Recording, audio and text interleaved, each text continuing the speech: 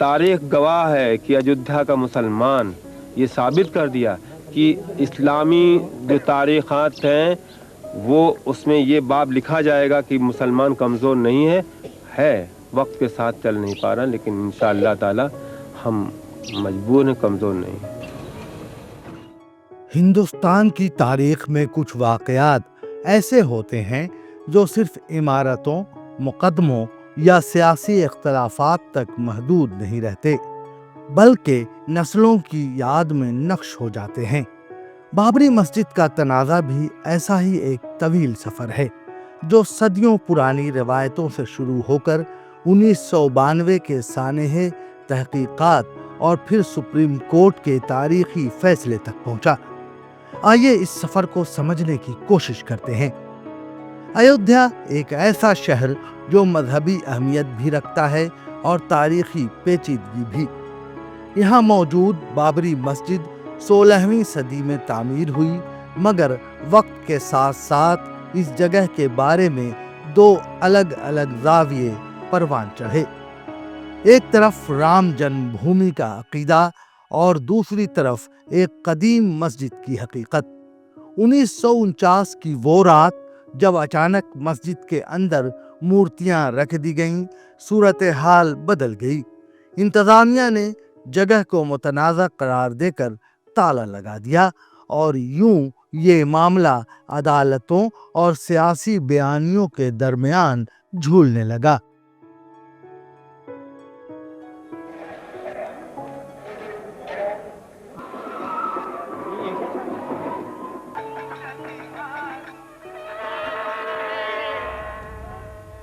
پھر آیا 6 دسمبر 1992، ایک ایسا دن جس نے پورے ملک کو ہلا کر رکھ دیا۔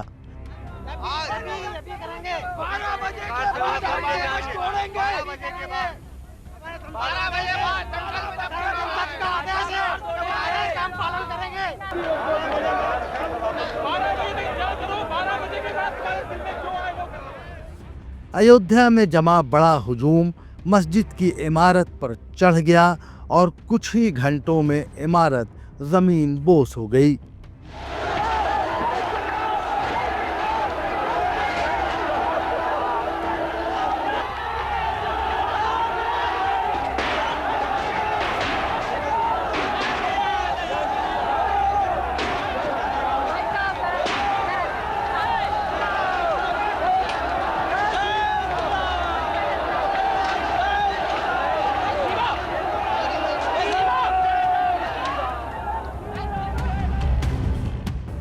یہ منظر صرف ایک مقام تک محدود نہیں رہا، اس کے جھٹکے پورے ملک میں محسوس کیے گئے۔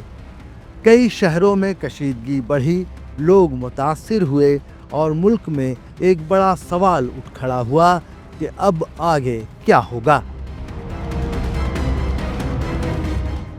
اس واقعے کے بعد حکومت نے مختلف سطحوں پر تحقیقات شروع کی۔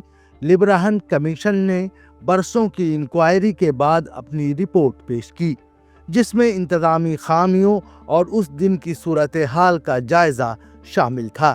ساتھ ہی عدالتوں میں بھی فوجداری مقدمات چلتے رہے، مگر ہر مقدمے میں قانون کا اصول ایک ہی تھا کہ کوئی بھی الزام تب ثابت ہوتا ہے جب براہ راست اور مضبوط شواہد موجود ہوں۔ یہاں یہی چیز بار بار بحث کا مرکز بنی۔ وقت گزرتا رہا اور 2003 میں الہ آباد ہائی کورٹ نے ASI کو حکم دیا کہ اس مقام کی کھدائی کی جائے تاکہ زمین کے نیچے کیا موجود ہے اس کے بارے میں شواہد سامنے آ سکیں۔ ASI نے اپنی رپورٹ میں ایک قدیم غیر اسلامی ساخت کے آثار کا ذکر کیا۔ یہ رپورٹ عدالت کے ریکارڈ میں تو شامل ہوئی، مگر اس پر اختلاف بھی ہوا، کیونکہ آرکیالوجی اکثر تشریح کا معاملہ بن جاتی ہے۔ اس لیے عدالت نے صرف ایک رپورٹ پر نہیں بلکہ مجموعی شواہد پر انحصار کیا۔ طویل سماعتوں کے بعد 2010 میں الہ آباد ہائی کورٹ نے زمین کی تقسیم کا حکم دیا، مگر یہ فیصلہ کسی بھی فریق کو مکمل طور پر مطمئن نہیں کر سکا۔ اور تینوں فریق سپریم کورٹ پہنچ گئے۔ یوں تنازع کا آخری مرحلہ ملک کی سب سے بڑی عدالت کے سامنے کھل گیا۔ 9 نومبر 2019 سپریم کورٹ نے ایک تاریخی، متفقہ اور انتہائی تفصیلی فیصلہ سنایا۔ عدالت نے واضح طور پر کہا کہ 1949 میں مورتیاں رکھنا غیر قانونی تھا اور 1992 میں مسجد کو منہدم کرنا بھی قانون کے خلاف تھا، مگر چونکہ ملکیت کا فیصلہ جذبات کی بنیاد پر نہیں بلکہ دستاویزات، شواہد اور ٹائٹل کے اصول پر ہوتا ہے، اس لیے عدالت نے تمام ثبوتوں کا جائزہ لیتے ہوئے یہ طے کیا کہ زمین پر ہندو فریق کی ملکیت کا دعویٰ زیادہ مضبوط ثابت ہوا۔ ساتھ ہی عدالت نے مسلم فریق کے لیے متبادل 5 ایکڑ زمین مختص کرنے کا حکم دیا تاکہ انصاف کے تقاضے اور عملی حل دونوں برقرار رہیں۔ عدالت نے مرکزی حکومت کو ایک ٹرسٹ بنانے کا بھی حکم دیا جس کے تحت آج اس مقام پر مندر کی تعمیر ہوئی۔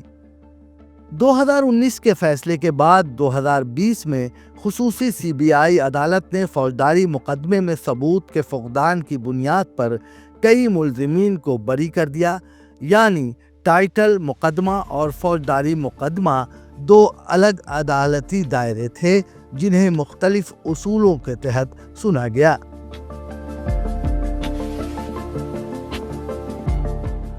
بابری مسجد کا تنازع صرف ایک مقدمہ نہیں تھا، یہ ہماری تاریخ، ہمارے قانون اور ہمارے معاشرتی سفر کا ایک بڑا باب تھا۔ سپریم کورٹ کے فیصلے نے اس باب کو ایک قانونی انجام تو دے دیا، مگر ذمہ داری اب بھی ہم سب پر ہے کہ ہم حقائق کو سمجھیں، قانون کی بالادستی کو تسلیم کریں اور معاشرتی ہم آہنگی کو ہمیشہ ترجیح دیں، کیونکہ آخر میں ایسا ہی رویہ کسی بھی ملک کی اصل طاقت ہوتا ہے۔